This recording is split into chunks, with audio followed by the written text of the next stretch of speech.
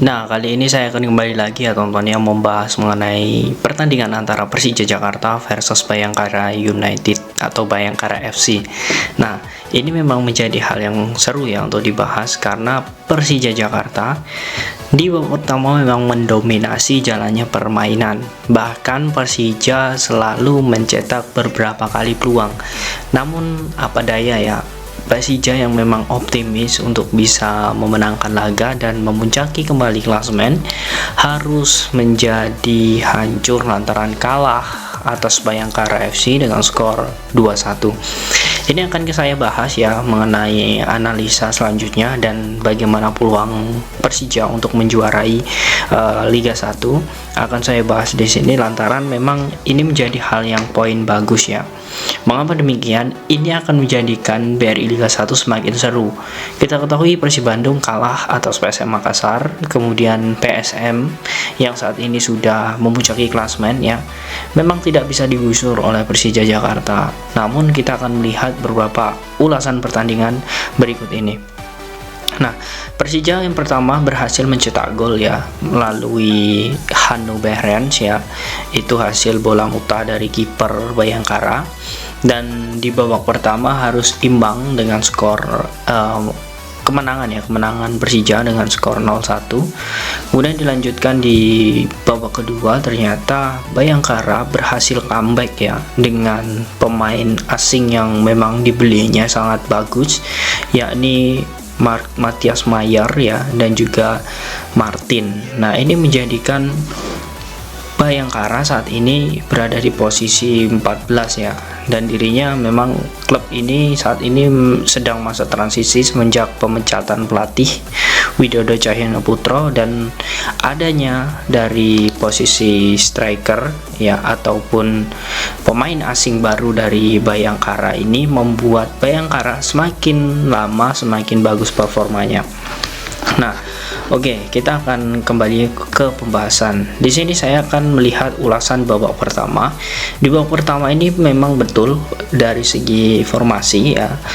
Thomas Doll seperti biasa yang menggunakan formasi biasa, artinya memang ada beberapa pemain di sini yang menjadi sorotan. Yang pertama adalah posisi Hannu Behrens. Memang dia sudah mencetak gol di babak pertama, namun segi kreativitas masih kurang ya. Masih kalah dengan sosok Rico Simanjuntak. Artinya memang di lini tengah Persija masih agak kurang stabil di babak pertama. Kemudian di babak kedua di sini Persija memang memiliki beberapa pemain yang bagus ya. Dimasukkannya beberapa pemain ternyata lagi-lagi tidak membuat Persija harus merelakan gol pertama ya dari Matias Mayer melalui titik penalti, dan ini memang menurut saya memang kesalahan dari Dandi Maulana ya. Dan ternyata dengan kualitas dari Matias Mayer ini mampu untuk mencetak gol dengan mudah di gawang Andritani. Kemudian yang saya sangat terkejut di sini kita melihat gol dari Martin di menit 80. Persija dengan keasikan menyerang, kemudian ada serangan balik cepat, dan ternyata di sini posisi dari back Persija itu hanya meninggalkan satu back, sehingga ketika one on one dengan pemain asing dari Bayangkara, pemain Persija ya tidak bisa untuk mengambil hal tersebut. Dan benar saja posisi dari Andritani juga terlalu maju. Nah, ini yang membuat sebenarnya ada beberapa permasalahan ya di lini belakang Persija saat menghadapi Bayangkara ini.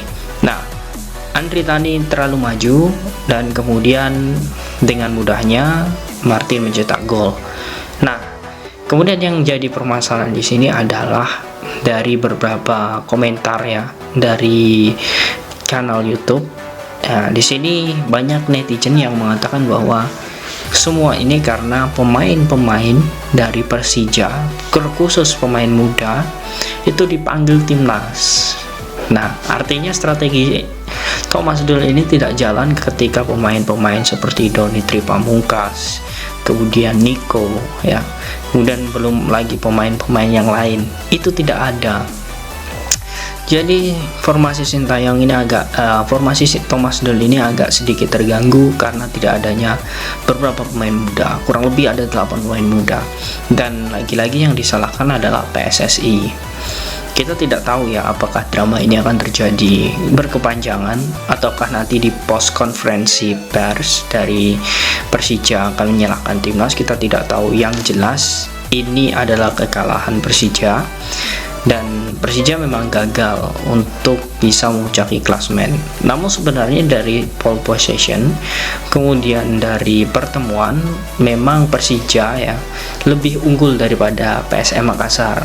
Nah, Persija sudah melakukan 26 kali pertandingan, sedangkan PSM 27. Nah, artinya memang masih memiliki kesempatan besar untuk memenangkan kembali klasemen ya di puncak klasemen. Nah, dengan beberapa permainan ya yang dilakukan oleh Persija dan juga Bayangkara ini memang menunjukkan beberapa taktik ya, tiki-taka permainan sepak bola modern. Nah, kita doakan saja semoga nantinya di sini bisa melihat ya bahwa Persija mampu bangkit dan Bayangkara pun juga semakin lama merengsek ke papan tengah. Kemudian selanjutnya, peluang Persija juara di BRI Liga 1 ini akan ditentukan PSM Makassar dan juga Persib Bandung.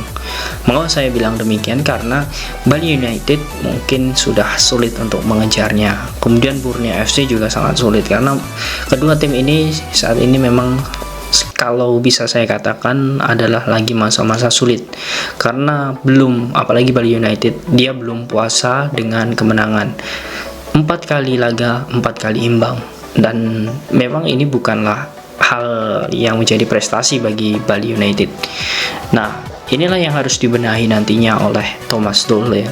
Bagaimana harus bisa memanfaatkan laga sisa. Nah, banyak sekali yang bilang kepada saya ya bahwasanya Persija ini memang memiliki mentalitas yang tinggi untuk bisa menjuarai.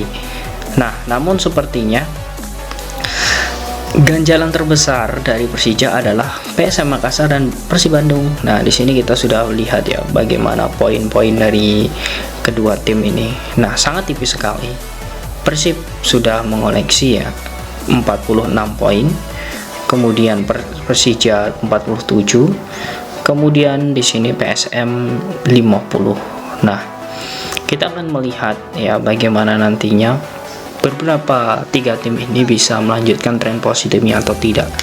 Jika bisa melanjutkan tren positif, maka hasilnya bisa diperhitungkan ya bahwasanya akan semakin sengit.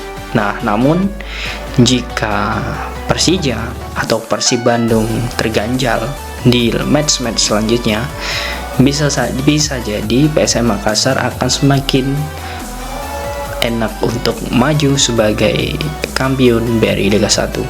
Nah, bagaimana menurut kalian teman-teman? Apakah Persija Jakarta mampu untuk bisa menjadi kampiun BRI Liga 1? Silahkan kalian tulis di kolom komentar.